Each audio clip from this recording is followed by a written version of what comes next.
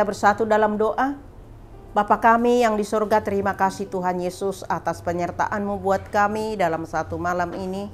Engkau memberikan malam yang baik bagi kami dan kami sudah mengambil tenaga yang baru dan bahkan membangunkan kami dalam keadaan sehat. Tuhan Yesus, sebelum kami melanjutkan aktivitas kami, hari ini kami ingin mendengarkan firman-Mu.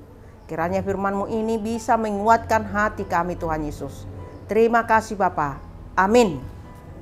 Shalom saudara-saudara kami dimanapun berada pada saat ini.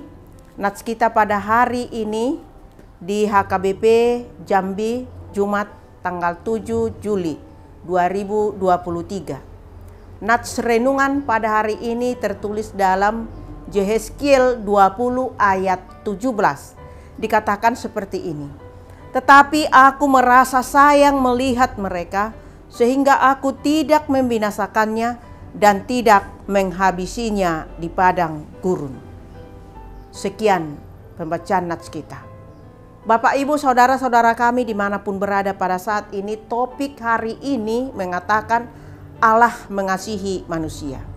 Saudara-saudaraku, satu hal yang tidak bisa Allah sembunyikan dari sifatnya adalah kasihnya. Pilihan Allah kepada bangsa Israel sebagai bangsa pilihan yang diciptakannya atau yang diciptakan oleh tangannya sendiri, yang membawa bangsanya ke tanah Kanaan yang penuh susu dan madu, tetapi bangsa itu tidak setia kepadanya. Tetapi bangsa itu tidak setia kepada Allah. Oleh karena itu saudara-saudaraku yang dikasihi Tuhan Yesus, nats kita hari ini dituliskan Nabi Yeremia atau Yehezkiel kala bangsa Israel ada di pembuangan Babel. Mengapa mereka jatuh ke dalam pembuangan Babel? Karena karena ketidaksetiaan mereka kepada Allah. Mengapa mereka jatuh ke dalam pembuangan Babel? Karena ketidaksetiaan mereka kepada Allah, sehingga Allah mengizinkan terbuang ke Babel agar bangsa itu mengizinkan atau bangsa itu mengetahui dosa mereka dan agar mereka kembali kepada Allah. Di pembuangan Babel mereka mengalami banyak penderitaan. Di pembuangan Babel mereka banyak mengalami kesulitan-kesulitan. Mereka tidak bisa memakan hasil keringat mereka sepenuhnya. Mereka harus membayar pajak yang tinggi sebagai upeti ke Raja Babel. Mereka menjadi budak yang tidak bisa bebas melakukan keaktivitasannya. Saudara-saudaraku yang dikasihi Tuhan Yesus Kristus, setelah mereka mengalami penderitaan yaitu menjadi budak, Allah tetap memperhatikan mereka. Mereka nabi atau melalui Nabi Yehezkiel, Allah tetap memperhatikan mereka melalui Nabi Yehezkiel. Allah berfirman bahwa bangsa itu tidak dipenuhkannya sesama sekali, atau bahwa bangsa itu tidak dipenuhkannya semasa di padang gurun.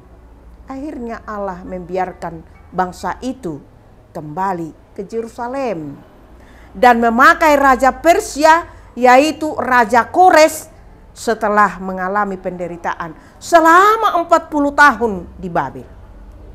Saudara-saudara yang dikasihi Tuhan Yesus Kristus, nats ini juga menjadi suatu peringatan bagi kita sekarang. Seringkali Allah marah karena tidak laku atau karena tidak laku manusia yang tidak benar. Karena perilaku manusia yang tidak benar, kita sering berbalik dari Allah dan mengandalkan kekuatan dan pikiran kita di kehidupan ini. Sebelum Allah murka, kita diingatkan agar berbalik kepada Allah. Sekalipun dikatakan bahwa Allah adalah pengasih, ada kalanya Allah mendatangkan murkanya, sama seperti kepada bangsa Israel dibiarkan jatuh ke Babel. Saudara-saudaraku yang dikasihi Tuhan Yesus Kristus, marilah kita menyelidiki hati kita dalam setiap langkah hidup kita agar Allah mendatangkan murkanya. Agar Allah tidak mendatangkan murkanya.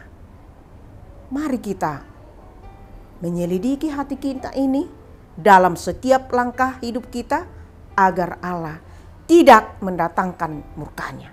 Allah masih mengasihi kita. Allah masih mengasihi manusia selagi Allah masih memberi kesempatan bagi kita, atau selama kita masih bernapas. Bapak, Ibu, saudara-saudaraku, mari kita mengenal Allah dengan benar. Sebab ketika kita sudah mati, kita akan dihakimi seturut perbuatan kita selama hidup. Oleh karena itu Bapak, Ibu, Saudara, Allah selalu menyertai kita kemanapun kita melakukan aktivitas kita dan selalu mengasihi kita. Amin. Kita bersatu dalam doa. Tuhan Yesus yang baik, terima kasih atas sapaan firman-Mu hari ini. Kami banyak melakukan yang tidak sesuai dengan kehendak-Mu. Kami selalu menginginkan hati kami dan bahkan lupa akan firman-Mu.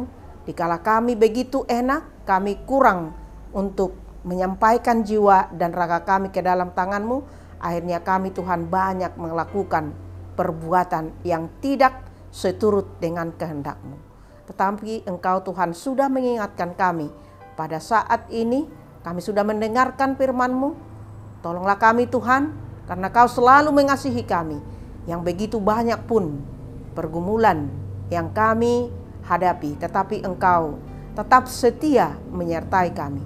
Tetap memberikan apa yang kami perlukan dalam hidup kami. Oleh karena itu Tuhan, tolonglah kami anak-anak-Mu yang lemah ini.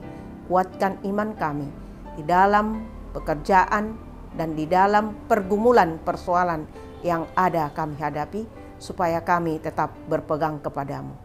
Terpuji, termulialah nama-Mu, sekarang sampai selama-lamanya. Amin. Shalom buat saudara-saudara kami semua.